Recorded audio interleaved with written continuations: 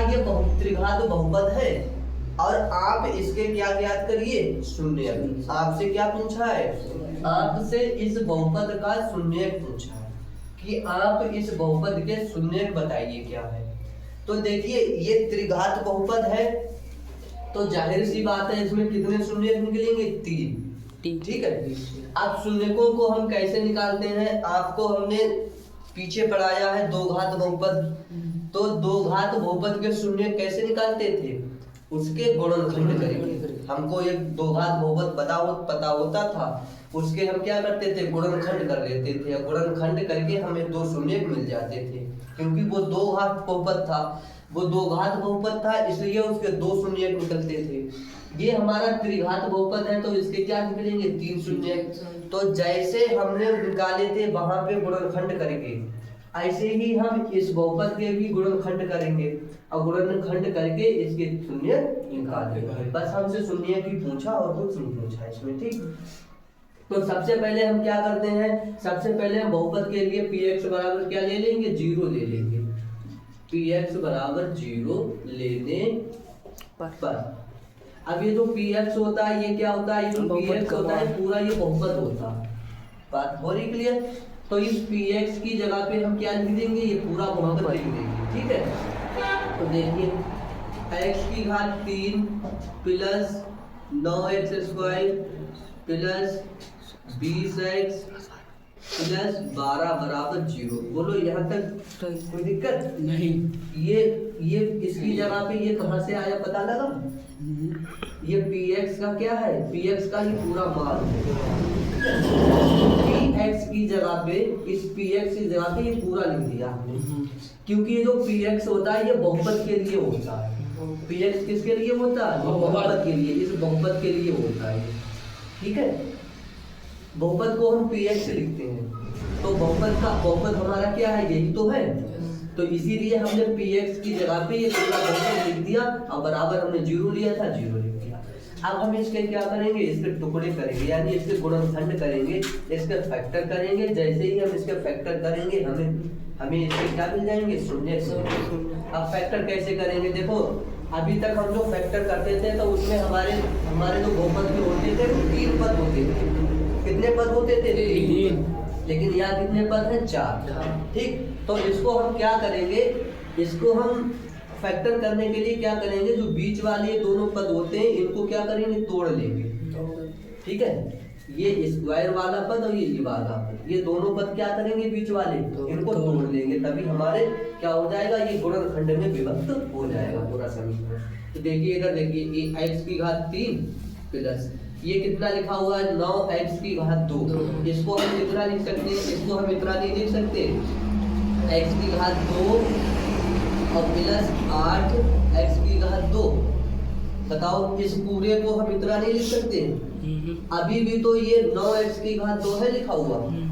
8x की घात 2 में 1x की घात 2 आप जोड़िए तो कितना हो जाएगा, 8 और 1 9, यानी जितना ये पहले था उतना अभी भी है लिखा हुआ। कोई फर्क पड़ा इसमें बताइए, इसमें कोई फर्क है, ये पहले भी लिखा हुआ था 9x की घात 2 और अभी भी 9x की घात 2 है लिखा हुआ है, नहीं है, बताओ 8 ये है और ये है, तो 8 में कितना हो गया, 9। ऐसे ही हम इसको भी तोड़ देंगे।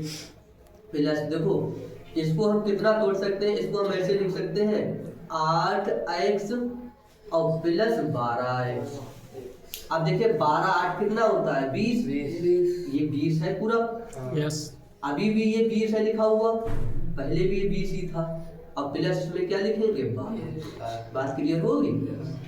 अब देखो हम क्या करेंगे, अब बराबर क्या ले लेंगे, 0। अब हम क्या करेंगे, अब हम 2 के क्या बनाएंगे, जोड़।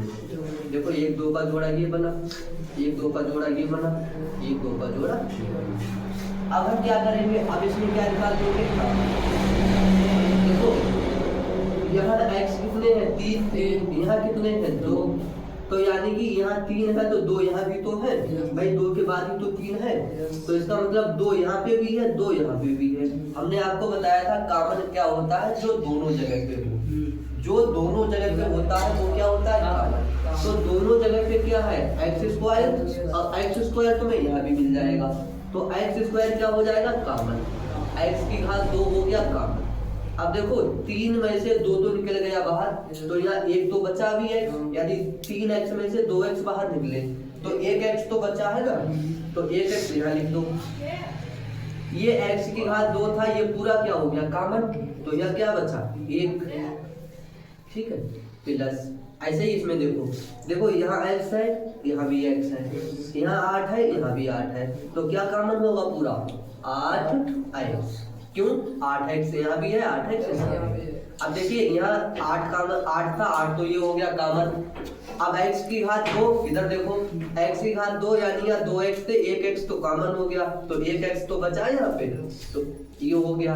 यहाँ से ये 8x पूरा क्या हो गया, कॉमन, तो प्लस का क्या बचा, 1 प्लस। अब यहाँ पे देखिए, यहाँ देखिए 12 यहाँ भी है, 12 यहाँ भी है, ठीक है, x यहाँ है लेकिन यहाँ नहीं, तो फिर इसमें क्या कॉमन है, केवल 12, क्यों 12 यहाँ है, 12 यहाँ, तो ये 12 क्या हो जाएगा, कॉमन। अब क्या बचा यहाँ पे, x बचा, अब ये 12 तो कॉमन हो गया, प्लस का 1 बचा, बराबर क्या हो जाएगा, 0। अब देखो ये ब्रैकेट क्या है, सेम, यानी ये कॉमन है, ठीक है। तो हम क्या करेंगे, ये ब्रैकेट क्या निकाल लेंगे, x प्लस 1। अब देखो अंदर क्या बचा, एक बड़ी ब्रैकेट लगाओ, अंदर क्या बचा, x की घात 2 बचा, प्लस 8x बचा, और प्लस 12 बचा। तो अब देखो, अब हमारा ये क्या बन गया, इतना देखो, केवल ये इतना पूरा हमारा 2 घात समीकरण बन गया, यानी 2 घात बहुपद बन गया। अब इस 2 घात बहुपद की कैसे निकालते थे हम, टुकड़े, यानी इसके गुणनखंड करके निकालते थे इसके। तो अब हमारा ये यहाँ पे बन गया 2 घात बहुपद। अब इस 2 घात बहुपद के क्या निकालेंगे, इसको हल करेंगे। अगर हम इसको हल करें तो कैसे हल करेंगे, इसके गुणनखंड करेंगे, ये हल हो जाएगा अपने आप। चाहे इसको 2 घात समीकरण आप कह लो, चाहे इसको 2 घात बहुपद कह दो आप। अब 2 घात समीकरण के हम क्या करेंगे, जब गुणनखंड करेंगे तभी ये हमारा क्या हो जाएगा, हल हो जाएगा। तो हम इसके क्या कर लेंगे, गुणनखंड, ठीक है। अब इसके गुणनखंड करेंगे, जैसे क्या होगा यहाँ पे x प्लस 1।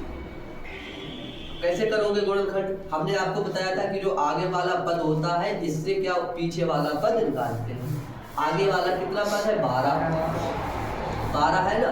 अब 12 से तुम्हें पीछे वाला निकालना है 8, तो ये निकलेगा कैसे, पहले तो ये समझ लो, ये जुड़ के निकलेगा या ये घट के निकलेगा। तो ये बात हमें कौन बताता है, चिन्ह। ये चिन्ह यहाँ पे जो लगा होता है ये हमें बताता है कि ये वाला जो पद है वो जुड़ के निकलेगा या घट के निकलेगा। तो यहाँ पे अगर प्लस का चिन्ह है तो ये वाला पद कैसे आएगा, जुड़ के आएगा। अगर यहाँ पे माइनस का चिन्ह है तो ये वाला पद घट के। क्लियर हो गई, ये तो आप लोगों ने करे भी होंगे कक्षा 6, 7, 8 में, ठीक है। तो वही चीज यहाँ पे हमारी बन गई। अब देखो ये 12 है ना, तो 12 के लिए आप ऐसी 2 संख्याएं ढूंढो जिनकी हम गुणा करें तो कितनी हो जाए, 12। अब जब उनको आपस में जोड़े तो कितना आ जाए, 8 आ जाए। कितना आ जाए, 8, क्योंकि हमको कितना लाना है, 8 लाना है। अब गुणा कितनी हो जाए, 12। तो ऐसी 2 संख्याएं बताओ जिनकी हम गुणा करें तो क्या हो जाए, 12। तो 6 गुणा 2, देखो 6 दूनी क्या होता है, 12। बात क्लियर हो गई। अब इधर देखो, अब 6 में आप क्या करोगे, 2 जोड़ोगे तो क्या हो जाएगा, 8 हो जाएगा। बात क्लियर हो गई, पीछे वाला पद आ गया। अब लिखो इसको यहाँ पे, x की घात 2 प्लस, अब देखो अब 8 की जगह क्या लिखेंगे, इसका एक टूटा हुआ 6 प्लस 2, अब इनटू में लगा दो x प्लस 12 की जगह 12 लिखो, ठीक, बराबर 0। इसको ऐसे रखेंगे x प्लस 1, ठीक है। और ये हो गया यहाँ पे x स्क्वायर प्लस, अब इसकी इधर क्या कर लो, गुणा कर लो। देखो पहले तो प्लस की गुणा होती जाएगी, प्लस प्लस प्लस आ गया, 6x की गुणा करो क्या हो जाएगा, 6x। ये प्लस प्लस की गुणा तो प्लस रहेगी, 2x की गुणा करो क्या हो जाएगा, 2x। और ये प्लस का क्या हो जाएगा, 12 बराबर 0। ये हो जाएगा x प्लस 1। अब यहाँ देखो हम क्या निकालेंगे, कॉमन, 2 के क्या बना लो, जोड़। देखो यहाँ x है, यहाँ x है, तो x क्या हो जाएगा, बोलो कॉमन हो जाएगा, x हो गया हमारा कॉमन। अब देखो तो यहाँ पे 2x थे, एक एक्स कॉमन हो गया, एक एक्स तो बचा यहाँ पे, यहाँ से एक एक्स कॉमन हो गया, क्या बचा प्लस का 6 बचा। यहाँ देखिए 2 है और 2 तुम्हें इसमें भी मिल जाएगा, तो यहाँ से यानी 2 कॉमन हो जाएगा, तो 2 तो कॉमन हो गया, बचा क्या x, और ये प्लस प्लस की गुणा प्लस, और 2 छक कितना हो गया 12 बराबर 0। अब देखो ये ब्रैकेट कॉमन, ठीक है, तो यहाँ हो गया x प्लस 1, ब्रैकेट में आप एक ब्रैकेट में लिख लो, हटा दो बड़ी ब्रैकेट, एक ब्रैकेट में लिखो x प्लस का 6, अब एक ब्रैकेट में क्या हो जाएगा, ये बचा हुआ x प्लस का 2, और बराबर क्या आ गया 0। अब देखो ये 3 ब्रैकेट है, तीनों के साथ क्या लिखेंगे 0, एक बार इसके साथ 0, एक बार इसके साथ, एक बार इसके साथ, तो x प्लस 1 बराबर 0, एक ये हुआ, एक x प्लस 6 बराबर 0, और एक x प्लस 2 बराबर 0। इसको हल करिए, x प्लस 1 बराबर 0, इस 1 को उधर भेजेंगे तो x बराबर क्या हो जाएगा माइनस का 1, ये उधर जाके अपना चिन्ह बदलेगा, ठीक है। यहाँ देखिए x प्लस 6 बराबर 0, ये उधर जाएगा तो x बराबर क्या हो गया माइनस का 6, ठीक है। इधर देखिए x प्लस 2 बराबर 0, तो ये x बराबर माइनस का 2, ठीक है।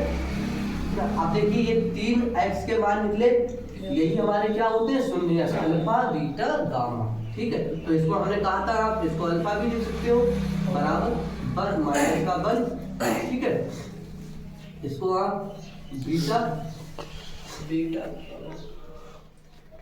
बीटा बराबर -6, और यहाँ